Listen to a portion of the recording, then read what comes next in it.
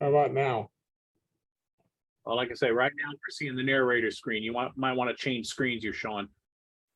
Okay. Well, let's escape this. You said share a different screen. Okay. Choose the opposite screen and then do it again. All right. Yeah, then when you hit F5, Yeah, go back to PowerPoint, hit F5. There we are. There you go. Now you should have a flag. You're good to go now. that's the ticket. What time is it? Got 10 seconds, huh? 5, 4, 3, 2, 1. You're on. Okay, well, welcome everybody. We're going to forego the Pledge of Allegiance because I don't know if you're all going to stand or not.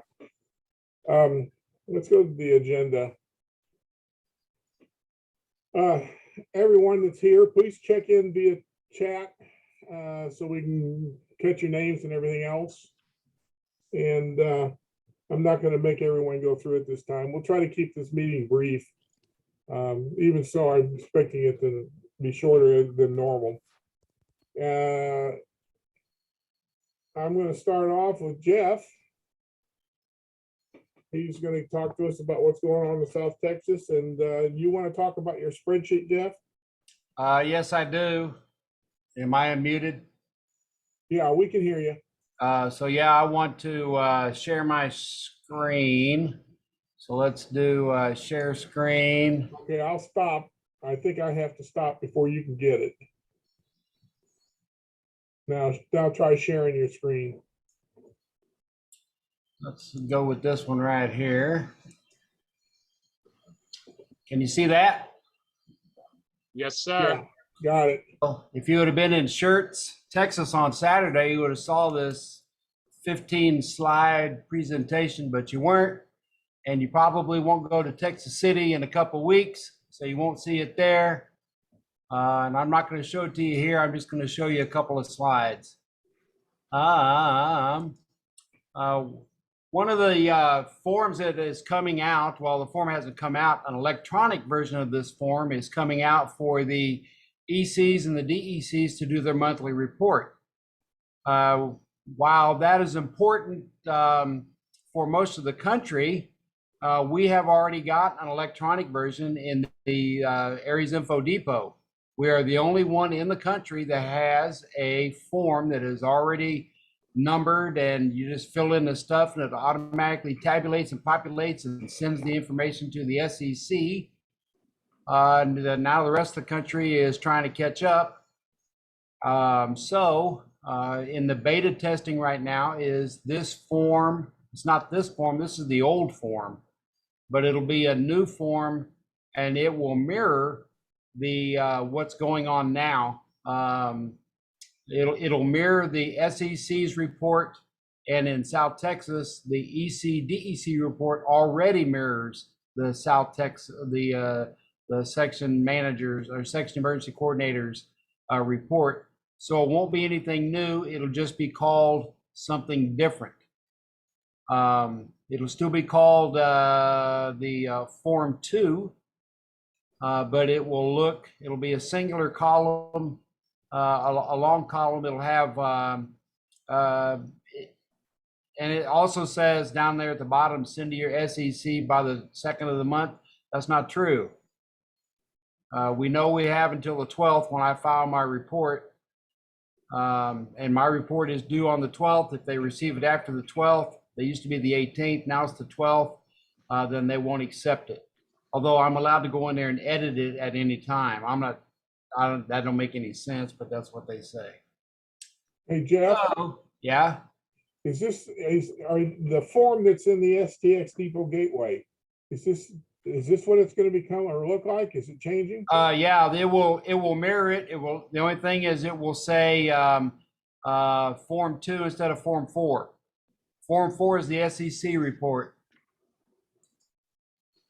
Okay. But so it won't be any change from what you guys are doing at all. I was going to say you get the same categories, don't it? Yes, everything is the same. Okay, that's all I was worried about.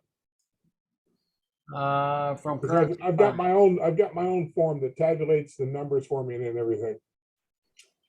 Okay, so I have, and we will have a EC meeting probably in the next week or so, and we'll go over the Excel spreadsheet that I have developed and use it or not. I don't care.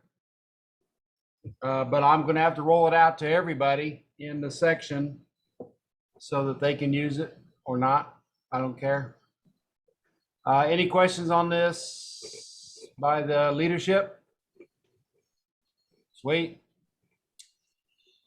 So let's talk about the Regional Emergency Communications Coordinated Working Group exercise that happened a couple of weeks ago. You can see by this terrible picture, this is the one that we received, that there were 13 states that were supposed to participate. The ones in the blue are Region 4, the ones in the yellow are Region 6. That's not what happened. Does anybody see Hawaii or Quebec in this picture? No. We were supposed to have 5 states. I guess it was 14. 5 states in Region 4. See the 5 states? And we were supposed to have 9 states in Region 6. Our time period was supposed to be from May the 31st to June the 1st. That's not what happened. People started sending in test ones on 5/18. And then the last one was received within the proper time frame on 6/1 at 23:01. There were 993 messages received. I called out all of the dupes. So there were actually 880 unique call signs. Not all of the call signs that were in there were amateur radio call signs. Some of them were NN call signs. Not sure what that is, but they were like 6 digits long. There was one participant, when I sorted all of these columns, there were a lot of columns. Now, there were more columns on the spreadsheet than there were on the form that we filled out. But somebody didn't have the automatic lat and long put into their WinLink, and so they typed it in there. And of course, it tells you in the instructions to remember to put that minus in front of it, or you'll be in the middle of Timbuktu or wherever. So once I added that, it didn't make him, it didn't make his call sign or his report stand out. The farthest north was this fellow from Quebec. He wasn't part of the 14 states. Also, the farthest east was the same guy from Quebec. The farthest south was a guy in Hawaii. The farthest west was the same guy in Hawaii. There were 2 that participated from Hawaii. The most check-ins was from some dude from Georgia. He had to pop in with 6. We were only supposed to send 1. They didn't care what the mode was. Texas led the way with 240 unique call sign check-ins. Florida came in second with 221, and North Carolina came in third with 99. There were 25 states, or we've got to count Quebec as a state, 25 states that participated in our event. This is kind of like field day, huh? Anyway, it was unique to, it was good. I was sent this information from Tom Whiteside because he's part of the WinLink development group. I did not receive a report at all from the coordination group. I was on the emails before the exercise just fine, but once the exercise was done, they were like washed their hands of doing any reporting at all, or very little reporting. So I had to go my own route. And I think that's what it is. Those of you that are getting ready for field day, there you go. There's your targets. And this goes on and on and on, but we're not going to do that today. So any questions? Well, that's all I have. Sherwin, back to you. Okay, let me have the screen back. Stop share.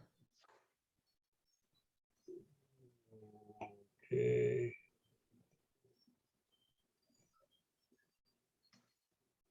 Where's my share button?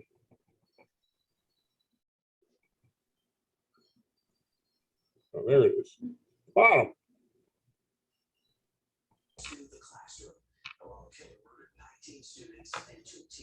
And let's come up here.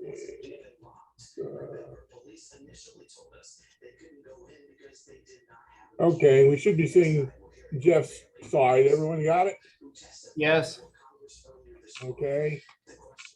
TranStar brief. I went out this before I put this together, the slideshow. There's only one new thing in there since the last one I gave you, and they got KB5 HCD11 on 446.150 back in operation. So they've replaced the antenna. It's now available as a digipeater again. And I think I used it last weekend, so I know it's working. There should be nothing new there for y'all. Hey, Sharon, question on that one. Go back. Yeah, go ahead. You're Please. saying on 446, 150, it's running VAR, FM and packet? Because we are not running packet on 446, 150. This is what Alan put. This is directly out of the Okay, TranStar Oxcom. So this is what he put. okay. I have not tried packet, so Yeah, just FYI, will not run packet on 446, it's 150. probably a typo, but this is what Yeah. exactly came out of Oxcom, TranStar Oxcom. Okay, thanks. I didn't catch it. Good catch, Dave. I have an announcement. Thanks go to Sean for doing such a good job, but he's asked for a little change of venue, which we always can adapt to. So John Sawyer has agreed to become the Northwest Unit EC effective July 1st, right, guys? Yep. And Sean is moving on to be our district radio operator for races in District 16. So we're not losing him, we're gaining a person. We got two very capable people filling positions for us, and I appreciate both of you. Any questions on that? Like I said, that'll be effective July 1st. John and Sean are coordinating as far as the handoff goes. So I don't expect there to be any problems there. And congrats, you two. Okay, let's now that Sean is officially a races person, or almost, I've asked him to give us a report. I love the way this works. All Sean, right. Sean, it's yours. Do you need the screen? I do not. Yeah, for the report right now, for races in this area, we're kind of going through some of the contact information. Please copy number 461, routine, Hotel X-ray Golf. I think Ron's got his mic on. I just muted him. Yeah, we're working on the contact list for races and just trying to do some planning moving forward in the next few months. If you're there's several of you I'll be contacting here shortly, because some of you have your current information with races it's expired, and we're kind of working to clean some of that up. As I contact you, if you don't want to continue, then just let me know. The local Region 2 folks are interested in doing some possible training exercises as we get into late July. If you're on the races list, I'll be in contact for those training exercises that we'll be doing. If you have any further questions about any of that, let me know. As you know, I'm just now starting to figure out what this all is, so we will we'll work on it together. I know there's about 8 people that have contacted me about everything from their badges to their updated information. We're working through those. Just be patient and give me a few weeks and we'll figure that out. Are there any questions though? Yeah, Sean, I have a one question. One of the kind of approaches races has taken in the past was races would be a state coordinating group, and they would basically leverage the Aries team as kind of a depth of resources. So do you see us doing any coordinated drills between Aries and races in the future? Yeah, there's a lot of people involved in both. So I think that we'll have, I mean, the main part of races in this area is we're kind of supporting TDM activities. Whereas Aries is kind of taking the lead on a lot of local Transtar activities and that information. So we'll work through some of that. Some of the information that TDM may want is a little bit more specific during a disaster. And so I think the races folks will focus on that specific information. And that's not going to get in the way of anything. A lot of us do both races and Aries, and that's good to continue so that we can support all agencies. Any other questions? Sean Sherwin. Yeah. Yeah, I was getting ready to, it hit me that we are expected to be able to coordinate with the state through the State Operations Center, SOC as they call it. Mm-hmm. And the last time I was in Transtar, we had trouble trying to contact them. And that raises some questions about equipment, but that's not for this forum. But I realized, I'm wondering how many of you have a hard copy or a local copy of the state's 201 and 205. They have a generic 201 and 205 out there that you can get off of the Races Groups IO page under files. And I was going to pass this off to you, but I think we need to encourage people to pull that information down locally, because if we have to be contacting the SOC, we probably won't have the internet. Yeah, that's true. We probably won't have the internet, and the information going to that location is going to be a little bit different than what we probably want to report here locally. And so we have begun to talk through. We need to talk through what that looks like and what the different agencies want to, the information that they're actually looking for. That way, we're not reporting all the information to everybody. Not everybody needs all that info, and we'll be real careful that what we pass on as far as information is actually wanted. And so I think we will start having those conversations moving forward here over the next couple of months. So sounds good. I leave it in your hands. Any other questions?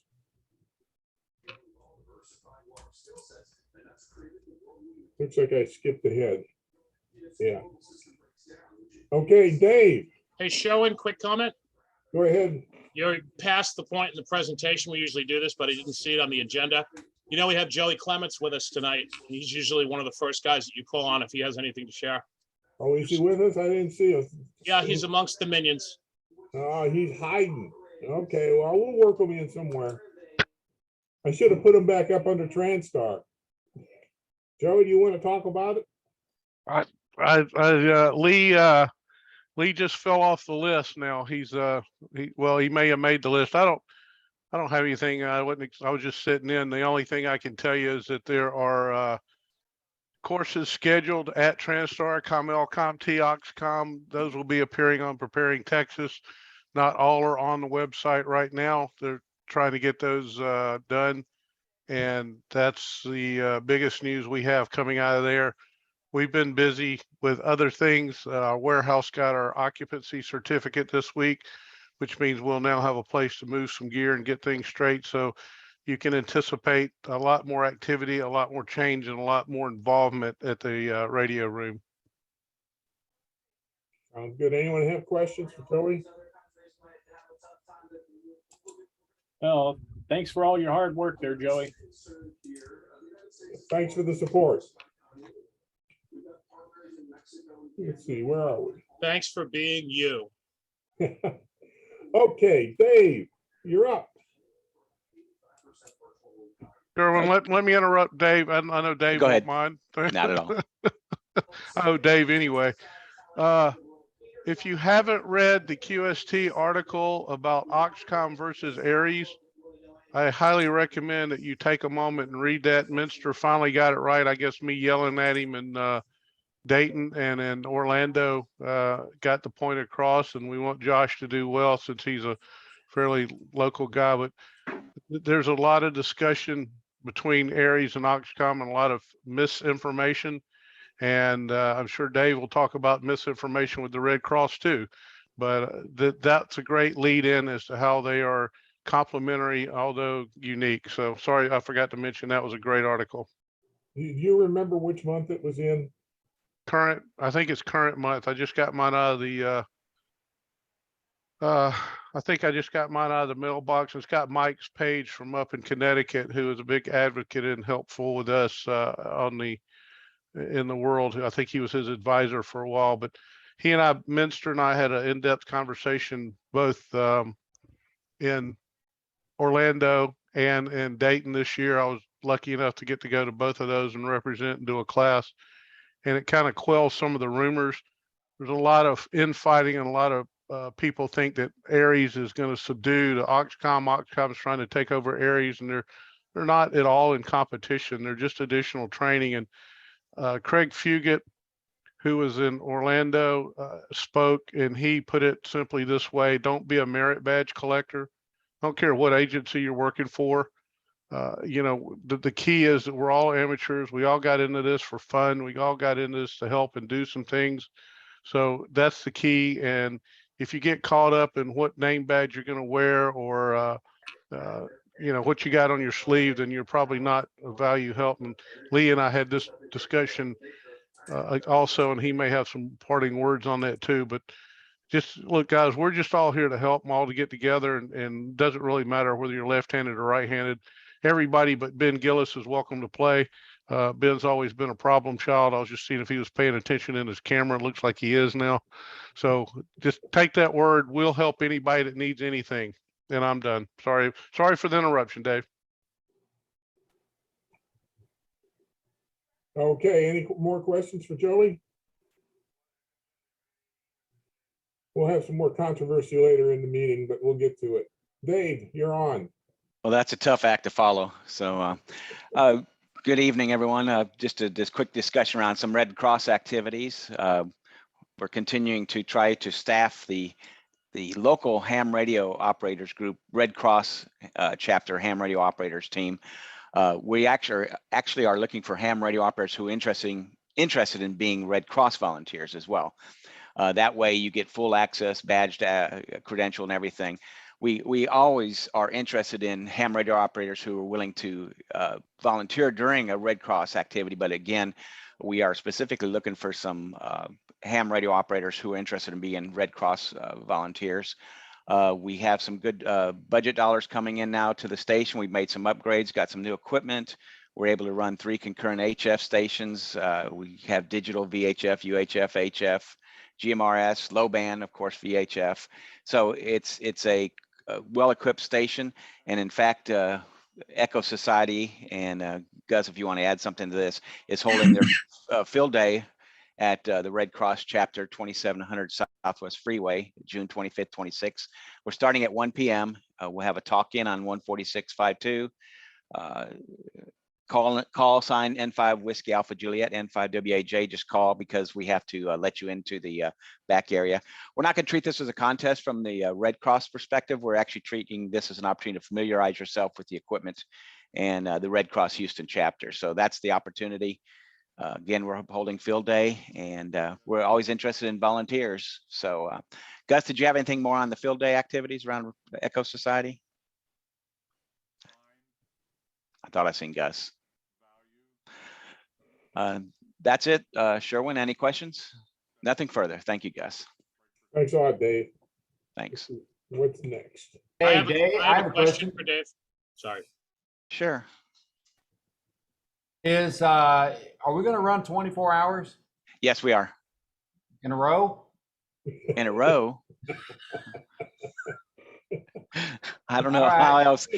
We're starting at 1 p.m. on Saturday and Yeah. we'll be finished, I believe, around 5 o'clock on Sunday. Jeff, I'll bring you some MREs. All right. And we have not, this is again Echo Society's field day, but it's at the Red Cross headquarters. And to Joey's point, we may end up eating MREs, which would be an experience, right, for everyone. Oh, no, I've eaten plenty of them. Oh, I know. Yeah, Jeff. I know. I can certainly provide that for you as a complimentary food, Dave. Thank you.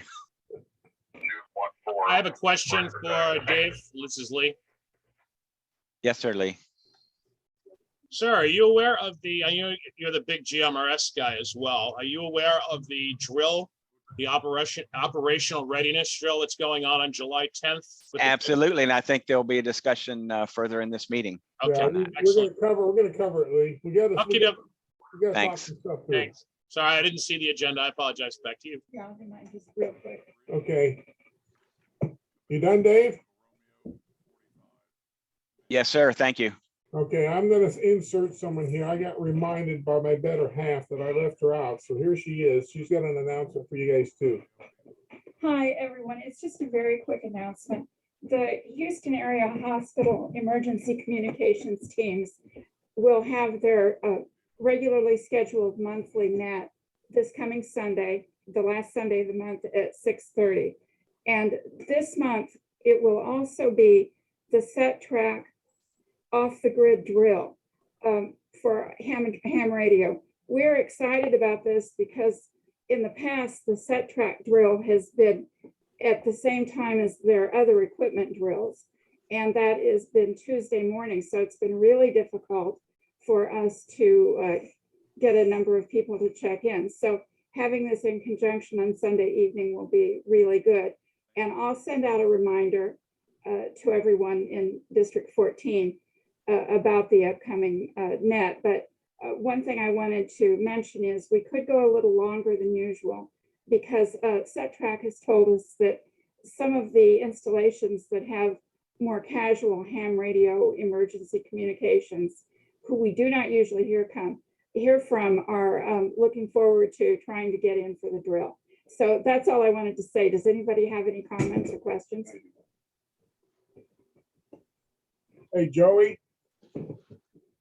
You Sure. still on? You still Yes, sir. online? Yes, sir. I paid the full price for the whole Paid the show. whole price. Good deal. Well, we were thinking that we were gonna net control that from the radio room this weekend. Because we'll probably have, is that Jason?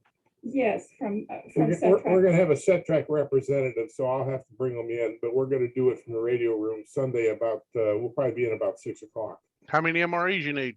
Well, I'm not going that Not that long. long, Joey.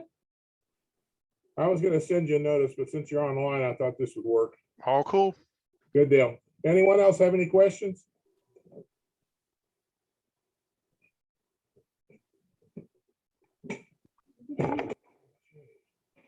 Where are we at? Okay, this is what Lee was talking about. And what I need to do is pull up something. Give me a minute, guys, while I figure out how to do this. Stop the share. Pull that over there.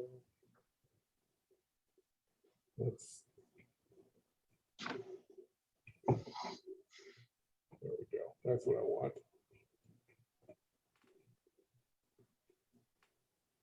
I'm trying to get some files up here, guys. Give me a second.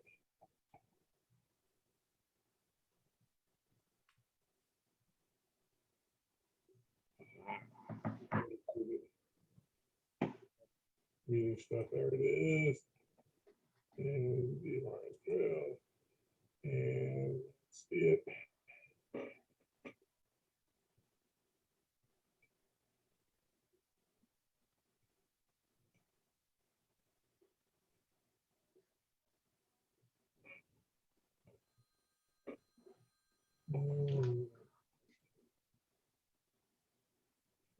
Screen. Okay.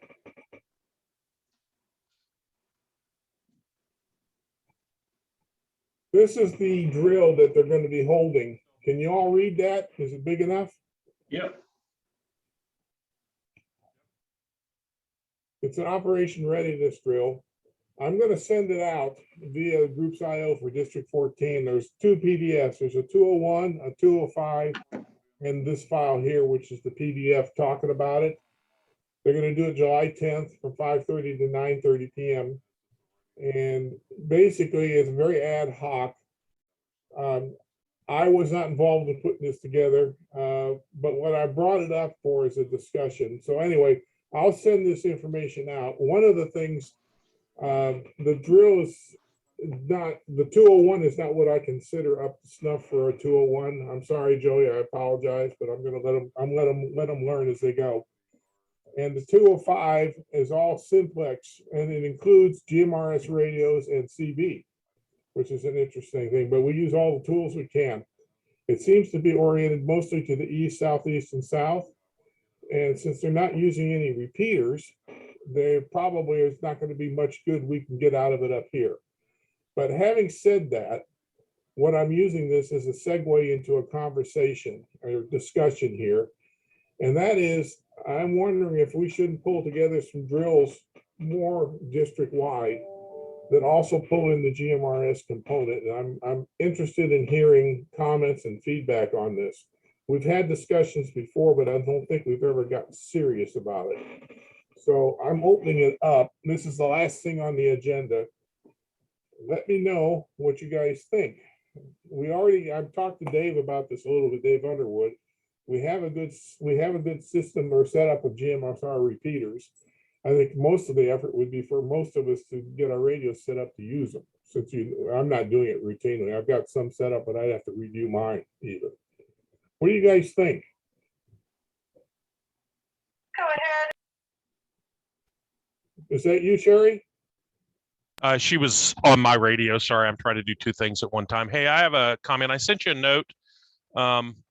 The Radio Relay International has a program associated with GMRS designed for people who are amateur radio operators and associated with Radio Relay International to collect information via GMRS. And I think that's a very good idea for neighborhoods to be able to access the capability of amateur radio in an emergency.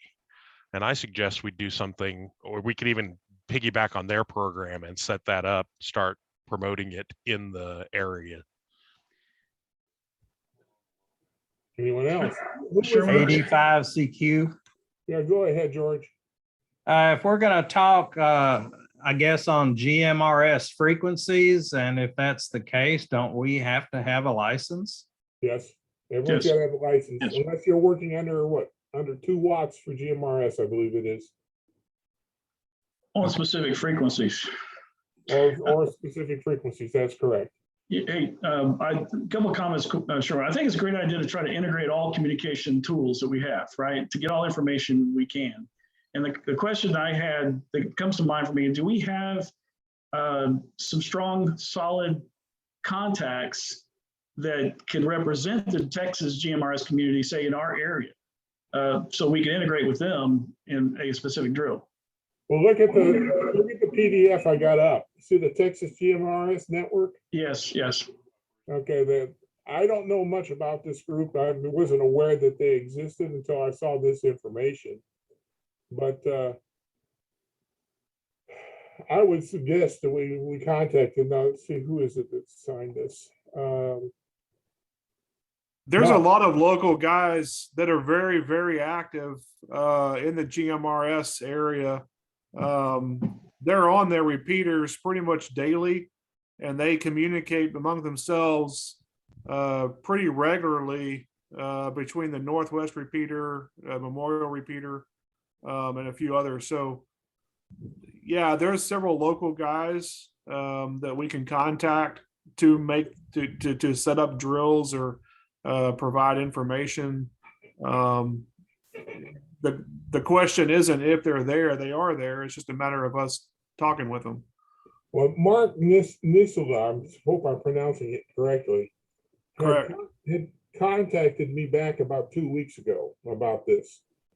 And I told him at the time that I wasn't against it, but I wanted to see some kind of, he wanted to layer it on top of field day. And I said, that's not a good idea. It's mixing two different things going at the same time. But I said, I'm willing to listen to a proposal, but I'd like to see a 201 and 205. So when I send this stuff out, you can see what they produced. I think that my opinion is we probably should try to create some kind of a drill where we can do this. I think we have a contact or a couple of contacts. There's Mark and there's Quentin that you can see in this PDF. And I think we could improve on it by adding the repeaters for people to use. Sherman, let me tell you, so from the emergency management standpoint, I don't care what you're talking on, right? And that's what Auxcom tries to tell people. That's why it's inclusive of everything. Lee Lockwood is the gentleman behind, or Michael Lee Lockwood now is the gentleman behind the Texas GMRS. He works for Harris Radio. He's an extremely competent radio guy, high-end, high-quality public safety. We have one of his repeaters at Transtar. It's part of the linked system around the area. They link it in Texas, and they also link it out of state once in a while. Chambers County Emergency Management. Ryan Hausaffel has a GMRS repeater in Anahuac. I have a portable one at Transtar that you can take out. I think, Sherwin, you've seen it up there, a little Motorola 1225 available. It's another tool in the toolbox. If you get a license, that's great. They just dropped the price. The controversy about whether you get a license or don't get a license or what you can use with FRS, get a license, covers the family. I don't know what they dropped the price is. I've had mine for many years. Somebody can look that up if they care to post it. As far as involving it, there's a lot of people that use it. A lot of people use it illegally. A lot of people use it legally. So that's not really something I'm going to go down. But I can tell you with CERT and other parts of the country, they use it religiously. It's also used a lot in neighborhood watch programs. You'll hear that. Sometimes those are FRS. I think a couple of people are posting $35. I think it's for 10-year license, covers your immediate family, that sort of thing. It's a tool in the toolbox. It is not to be integrated with amateur radio. They are not the same thing. It's, radios we can program anywhere. There's another set of rules about how you program and what radios can be used. I'm not going to go down that because everybody has a Bofang UV5R, whether they want to admit it or not, and it'll talk to anything. But don't shun them. But I think you should certainly make aware that our licenses are valuable to us, and we're not going to do anything to jeopardize those. It's hams, and embrace this. If you want to get a license, get one. I did.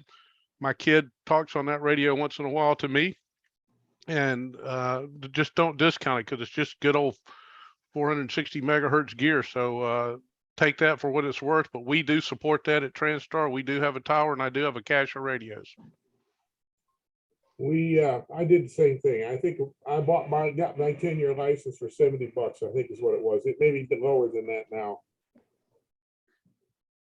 I agree. I think the point is that we might want to test the interface between the amateur radio stuff and the GMRS stuff, because if we have groups come in like the Cajun Navy, etc., that are using GMRS for their work and they need to report something, and we need to get it into official channels, we may be manning the radio or whatever, and we'd have to try to pass that information on.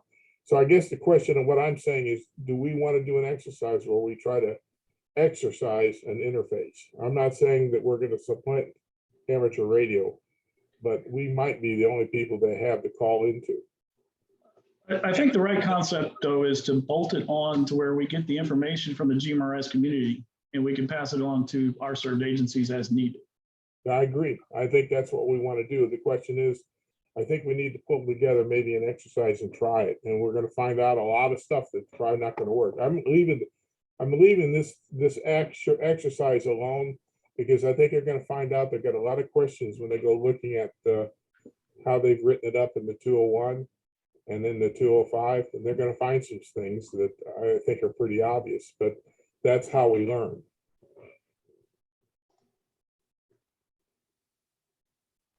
Yeah, I wanted to comment that the way I use GMRS here, I have a GMRS license and I've got a 40-watt GMRS radio set up in the Radio Shack here. and a little antenna on my roof. And I told my neighborhood watch that any of those guys with FRS radios, we run channel 1. And so in my neighborhood, they know that I'm an amateur radio operator. They know that if there's an emergency, they can pull out their FRS radio, which you do not need a license for, go tune to channel 1. And if they're within about 3 or 4 miles of me, I'm going to hear them. And then if they have something they need, they know they can get in touch with me in an emergency, and then I would pass it through amateur radio. And that's kind of what the RRI program is built up around, is much more neighborhood oriented as an interface into amateur radio operators who are theoretically, like we are here, connected to the emergency management organizations. So that's kind of what I think is the direction we should go. Yeah, I think the hard part is going to be contacting all the neighborhood organizations to try to get that interface going. I was thinking that we could try to start with CERT maybe. They seem to have an organization already ready to go.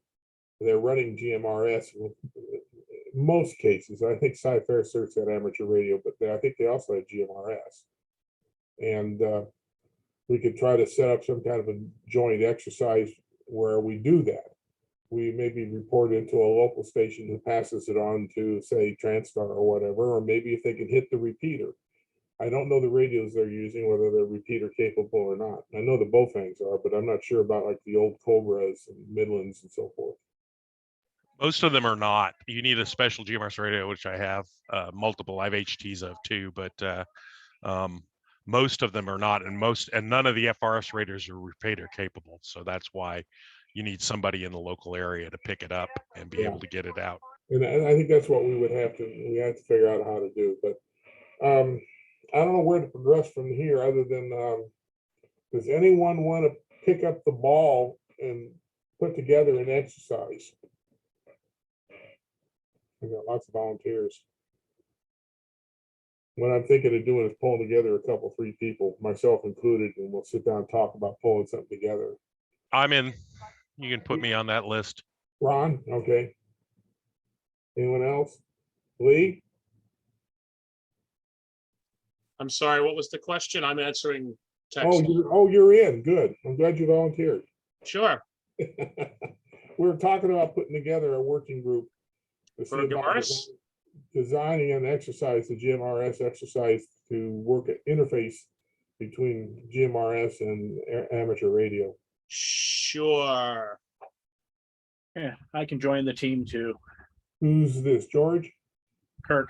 Kirk, sorry. I'm not seeing everybody on the screen. Sherwin, if you want to put me down, I've worked with several of those guys, so I can talk with them too. Okay, that's John, right? So Sean. Yeah. That's the old John. The new John doesn't take over until July. Yeah. Anyone else interested? 4 would be a good number. Okay. Dominic made a comment in chat that the 550 GMRS machine at Transtar has issues. Dave Underwood, if you're still here, can you comment on that? Because I know you told me it was up and running. Well, I'll follow up on it, but I haven't heard of any issues, but that's no issue. I'll find out.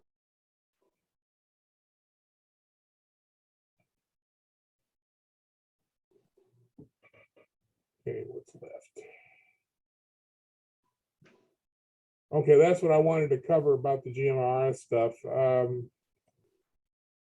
The upcoming public service events schedule, it hasn't changed from the last month, so I'm not going to show it again.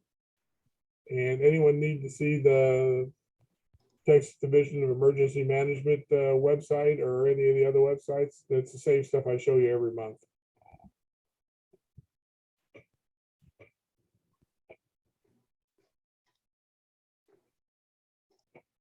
Let's see.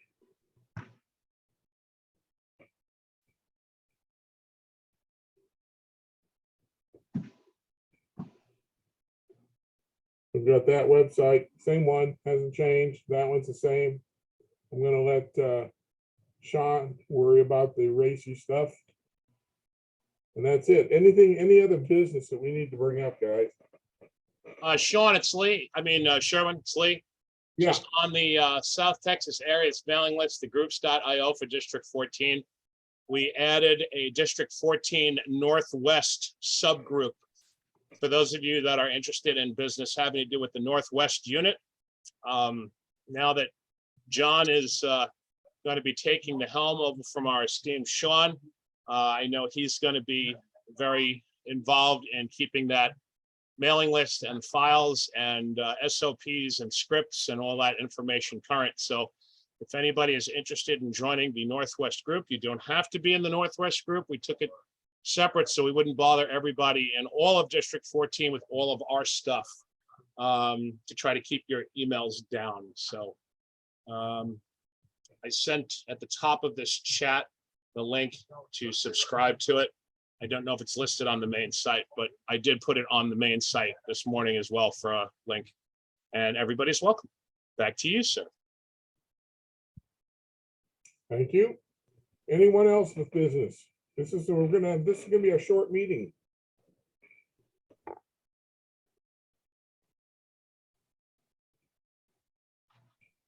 Sure, when I have something real quick. Yeah, who's Rich. this? Can you hear me okay? Yeah, who's this? I can't see you. Okay, no, I'm, you don't want to see me. George did some troubleshooting on his WinLink thing. And I want to mention to everybody that if you have trouble with WinLink and you're using an all band radio that does both HF, VHF and UHF, make sure you have all your filters set to the widest possible and you're not using any kind of audio processing. Because if you turn audio processing on or you have it set to a narrow bandwidth, packet will just choke. And I don't know what the new format will do yet, but I know it just kills packet. Yeah, George, you want to make some comments? You're muted, George. You need to unmute. Okay, yeah, the button didn't click. Yeah, Richard covered it pretty well. I had an HF radio that had digital filtering, and I had used it for some HF work and left the digital filtering on, not thinking that it would work for VHF, UHF, but it did. The transceiver still had that active, and apparently that's what was killing my ability to receive, and that was the biggest complaint that I had. I didn't think I could receive, but I couldn't figure out what in the system was going wrong. But I stumbled across that, turned it off, and my goodness, WinLink worked perfectly. So be aware, you got to turn off all that digital filtering. I've had that problem with ALC. I fought the problem for weeks and I finally found it. Yeah, I battled mine for months. Well, I got frustrated. I was asking everyone in the world what they thought I was doing wrong. But anyway. Good point. Although I'm having trouble out of KB5 HCD to the northwest. I seem to be blocked on some of their HF antennas.